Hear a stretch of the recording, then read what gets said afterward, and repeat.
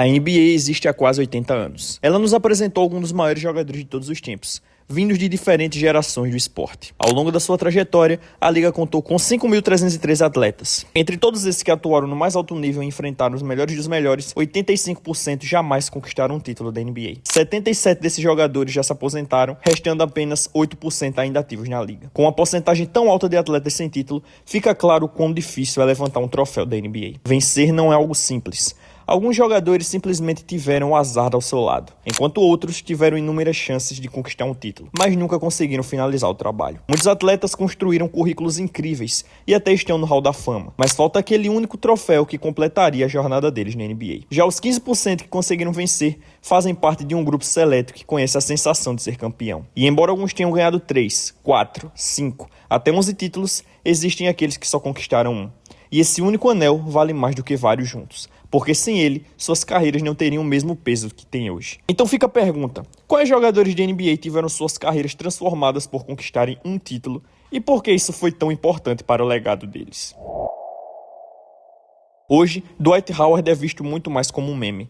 Ele se envolveu em algumas polêmicas na mídia e acabou sendo subestimado quando o assunto é seu talento. Quando foi draftado pelo Orlando, ele chegou para ocupar o lugar de Tracy McGrady e carregar uma enorme responsabilidade. As pessoas esperavam que ele se tornasse o novo rosto da franquia, e durante o período em que esteve lá, ele levou o time a níveis incríveis enquanto também era um dos melhores jogadores e pivôs da NBA. Ele era o principal bloqueador de arremessos da liga e venceu o prêmio de melhor defensor do ano várias vezes. Era um dos melhores dunkers em jogo e um dos atletas mais carismáticos da NBA. Em 2009, conseguiu levar o Orlando Magic até as finais da NBA, enfrentando alguns dos maiores jogadores da liga, principalmente LeBron James nas finais do leste, série que foi até 6 jogos. E nas finais, ele encarou Kobe Bryant, que vinha de uma derrota dura em 2008. Mas seu tempo em Orlando após as finais de 2009 acabou tendo um desfecho turbulento, com frustrações nas derrotas dos playoffs e conflitos com o técnico Stan Van Gundy, o que resultou em sua saída em 2012. Ele então foi parar no Los Angeles Lakers, onde sua passagem foi um desastre total. Lesões, atritos e um elenco longe do ideal acabaram prejudicando ainda mais sua imagem. Depois disso,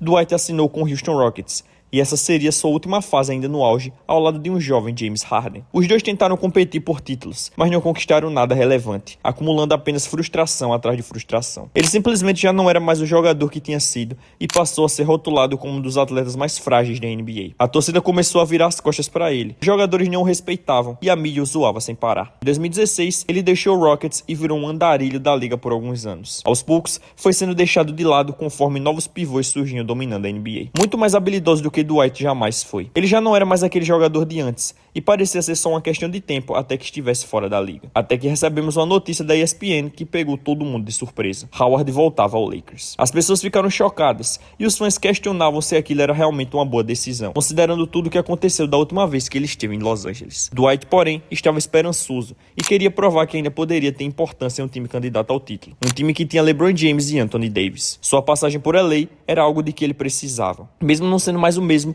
ele se tornou um reserva sólido para o Lakers e foi um dos maiores responsáveis por eles formarem uma das melhores defesas da NBA. O Lakers terminou com a melhor equipe da Conferência Oeste, dominaram completamente os playoffs na bolha de Orlando e acabaram conquistando o título da NBA.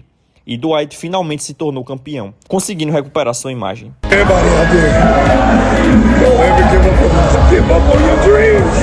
You can do it. I swear, just keep fighting. I swear to God, don't ever give up on yourself. Look at this shit, bro. Sorry for cursing out the kids out there. Bro, listen, don't ever give up on yourself, no matter how hard it gets.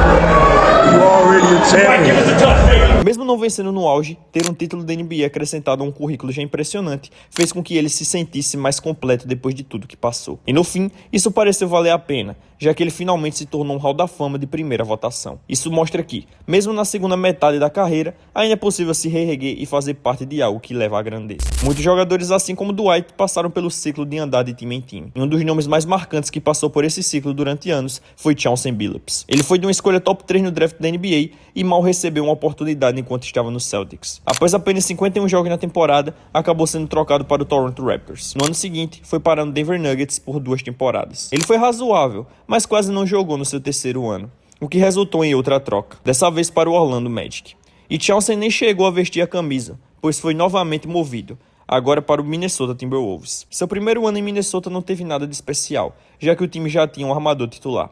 Mas em 2002, principalmente nos playoffs, ele se tornou o segundo melhor jogador da equipe, atrás apenas de Kevin Garnett, e mostrou todo o seu potencial, o que fez muita gente acreditar que ele seria o novo armador do Timberwolves e que tinha um futuro por lá. Mas ele infelizmente não recebeu essa chance e acabou indo para o seu 6º time em 6 anos.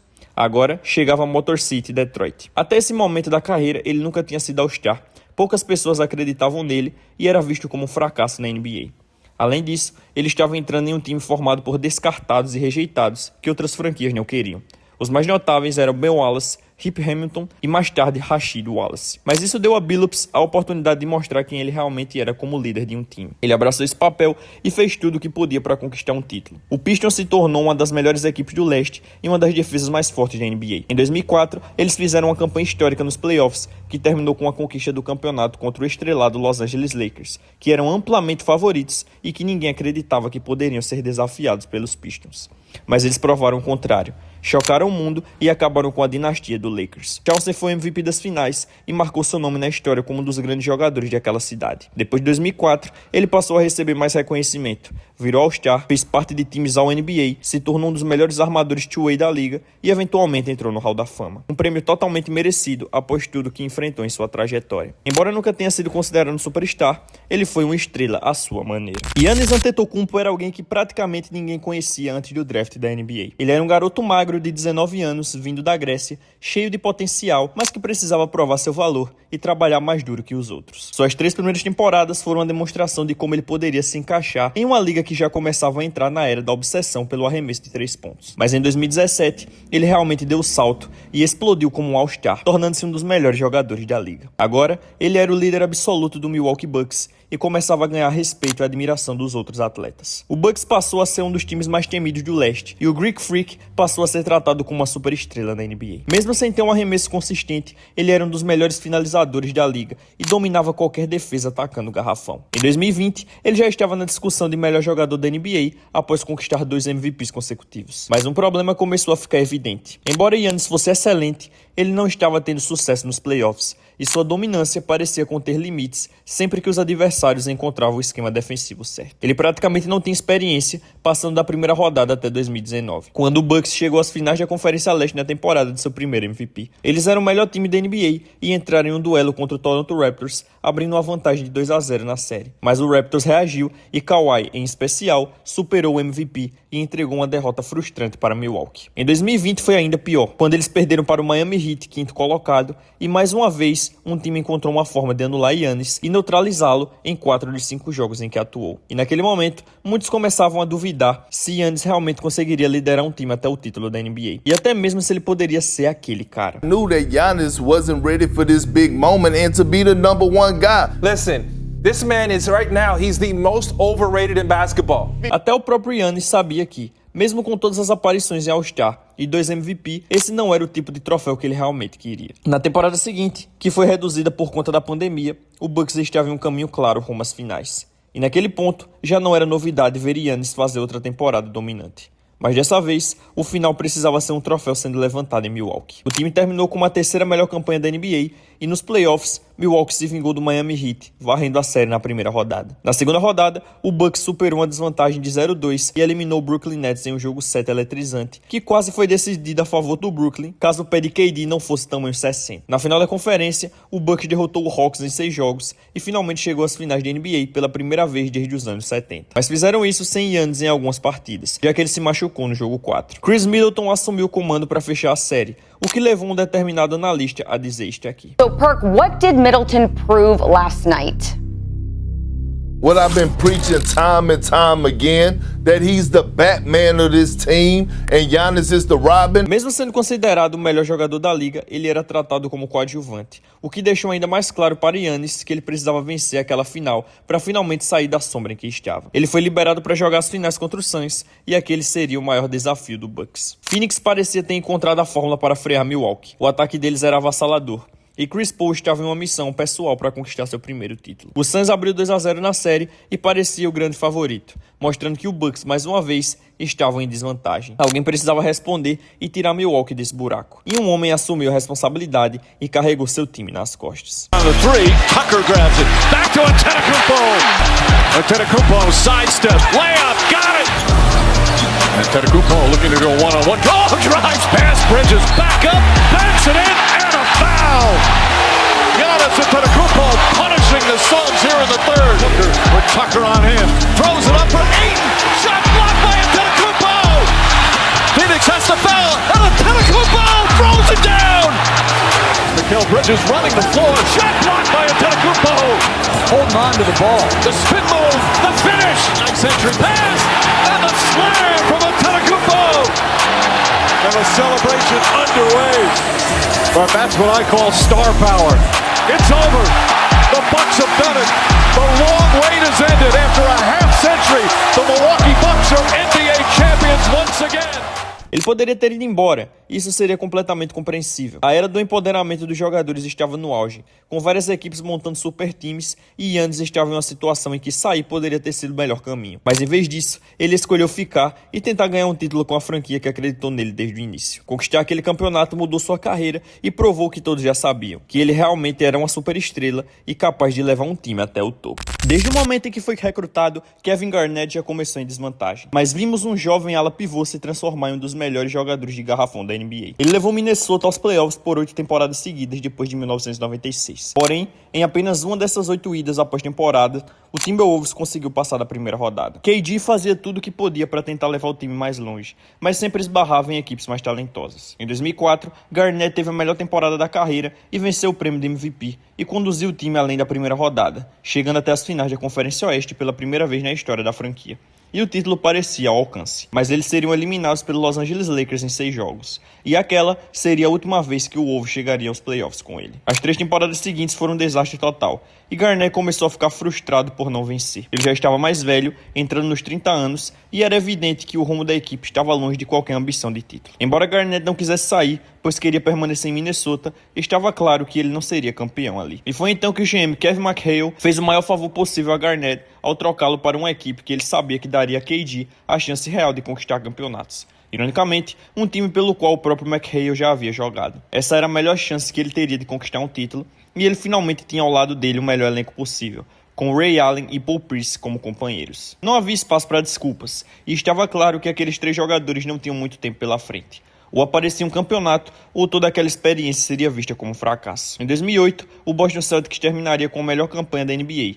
E embora KD já não estivesse em nível de MVP, ele era o melhor defensor da equipe e, para muitos, o jogador mais impactante do elenco. Ele conquistaria o prêmio de defensor do ano, mas o troféu que ele mais desejava era o Larry O'Brien. Até Bill Russell acreditava que ele conseguiria. O Celtics chegou às finais pela primeira vez em 22 anos, e mesmo com alguns tropeços no caminho, estava claramente rumo ao título. Ironicamente, o adversário seria o Los Angeles Lakers, seus maiores rivais, liderados por Kobe Bryant, que buscava seu 4º anel. Mas o Lakers perderia a série em 6 jogos, porque Boston tinha um time muito melhor e era fisicamente superior. Eles mostraram espírito de campeões, incluindo uma partida em que voltaram de uma desvantagem de 24 pontos. E embora Kevin Garnett não tenha levado o prêmio de MVP das finais, ele finalmente se tornou campeão. Mesmo sem repetir a campanha de 2008 nos anos seguintes, a liderança que demonstrou consolidou seu nome como um dos maiores alas pivôs da história do basquete. Muitos jogadores na NBA conseguiram apenas um título na carreira, mas existe um único jogador com apenas um anel que, mesmo assim, é lembrado como o maior dessa categoria.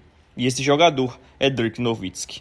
E o motivo disso é simples. Antes de 2011, a forma como a carreira e o legado de Dirk estavam sendo escritos caminhavam para uma narrativa bem diferente. Uma narrativa de queda, frustração e oportunidades desperdiçadas. Dirk chegou à NBA como um completo desconhecido. Ele foi draftado pelo Milwaukee Bucks e imediatamente trocado para o Dallas Mavericks em 1998. Naquela época, jogadores europeus não tinham o respeito que tem hoje. Ele era um big de 2,13 m, magro, com cara de quem não intimidava ninguém da defesa. Poucos acreditavam que aquele jovem alemão teria qualquer impacto real na liga, mas Dallas enxergou o que ninguém via: potencial bruto. E Dirk chocaria o mundo. Com o tempo, ele se tornaria o segundo melhor power forward dos anos 2000, atrás apenas de Tim Duncan. Ele não era dominante fisicamente como Shaq, Hakim ou o próprio Duncan, mas era talvez o melhor post player daquela geração, além de um dos melhores arremessadores da NBA. Dirk foi um verdadeiro pioneiro, abrindo o caminho para o que conhecemos hoje como Street Big, um grandalhão que espaça a quadra e mata bolas impossíveis. Depois do ano 2000, o Mavs passou a ir aos playoffs todos os anos, mas sempre caíam na primeira ou na segunda rodada. Em 2003 chegaram às finais do Oeste, mas perderam para o Spurs em 6 jogos. A história parecia sempre a mesma. Dirk brilhava, mas o time ficava no quase. Até que em 2006 tudo mudou. O Mavs finalmente engrenou uma campanha histórica. Eles varreram o Memphis Grizzlies na primeira rodada, venceram os atuais campeões San Antonio Spurs numa série épica de 7 jogos decidida na prorrogação e derrubaram o Phoenix Suns de Steve Nash, ex-companheiro de Dirk em 6 jogos. Dallas estava nas finais de NBA pela primeira vez. O adversário, o Miami Heat, liderado por um explosivo Dwyane Wade de 24 anos e um Shaquille O'Neal já veterano, mas ainda mortal. Mesmo assim, o Mavis dominou. Eles abriram 2-0 na série, fazendo o Heat parecer perdido. E chegaram muito perto de abrir 3-0, vantagem praticamente impossível de virar na NBA. Mas Dwyane Wade disse não. O jovem Wade começou uma das maiores performances individuais da história das finais. Ele destruiu Dallas jogo após jogo, assumiu o controle emocional da série e virou o campeonato sozinho. O Heat venceu 4 partidas seguidas, derrubou o Mavis no próprio ginásio deles e transformou aquela que seria a coroação de Dirk em um dos maiores pesadelos de sua carreira. Dirk jogou mal, Dirk falhou. Dirk deixou o título escapar pelos dedos e isso perseguiu por anos. Mas o Dallas Mavericks não ficou caído por muito tempo. Na temporada seguinte, eles voltaram ainda mais fortes e tiveram a melhor campanha da história da franquia. Esse também seria o melhor ano da carreira de Dirk Nowitzki, um ano em que ele deixou claro para toda a liga que estava em uma missão pessoal, um aviso. Ele estava em guerra. E entrando nos playoffs de 2007, o caminho parecia perfeito. Dallas era favorito absoluto, Dirk era o MVP moral da liga e a chance do tão sonhado título parecia finalmente inevitável. Mas havia um problema. Um problema que ninguém viu chegando. Eles cruzaram com um time que simplesmente queria mais. O Golden State Warriors, 8ª colocação do Oeste, liderado por Baron Davis e pelo estilo completamente caótico e agressivo criado por Don Nelson. No papel, era impossível. Na prática, virou um pesadelo. O Mavis foi chocado, derrotado, humilhado. A primeira seed caiu para a 8ª seed em uma das maiores zebras da história da NBA. O impacto foi devastador. A reputação de Dirk despencou. Ele novamente foi acusado de sumir quando importava. E o pior ainda estava por vir.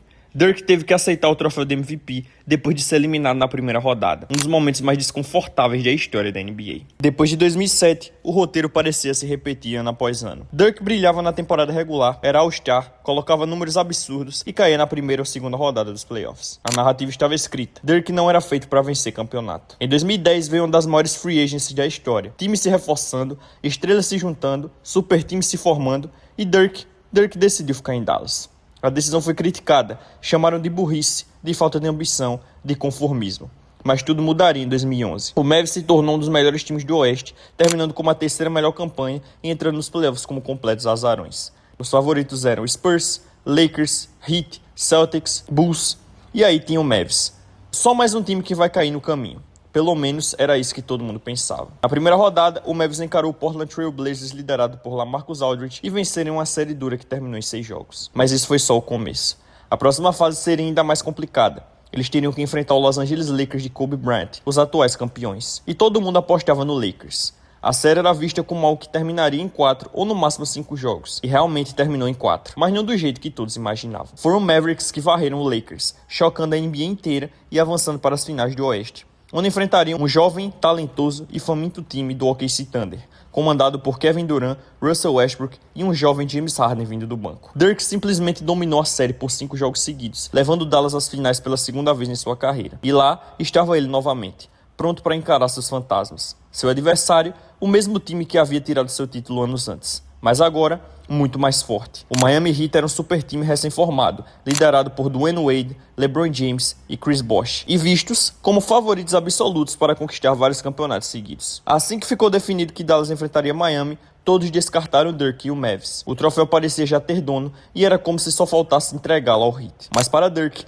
aquilo significava tudo. Ele sabia que aquela era provavelmente sua última chance de ser campeão e não ia simplesmente aceitar que Miami tirasse isso dele. 7 to shoot. Nowitzki drives with it underneath lefty layup, banks it in. And Dallas has tied the finals. Nowitzki backdoor, tie game. 5 on the clock. Nowitzki head fake, falling away. It's good. Dirk Nowitzki knocks it down again. +8 in favor of the Heat. Nowitzki with the left hand. Shot clock at 4. Nowitzki high arcing 3. Oh! A rainbow goes through. To me, I think that's the way they should play. Nowitzki hooks it up, puts it in. Dirk Nowitzki makes it a 10-point game. The emotions of Dirk Nowitzki, what he's always dreamed of, hoping to have another chance. The Dallas Mavericks are NBA champions. the first title in franchise history. A campanha de Dirk em 2011 é vista como a maior sequência individual que um jogador já teve nos playoffs. Isso tornou o melhor atleta da história com apenas um título na carreira. E por causa disso, tudo o que aconteceu com ele antes de 2011 foi corrigido, consolidando-o como uma lenda absoluta e o maior jogador europeu que o basquete já viu. Pelo menos por enquanto.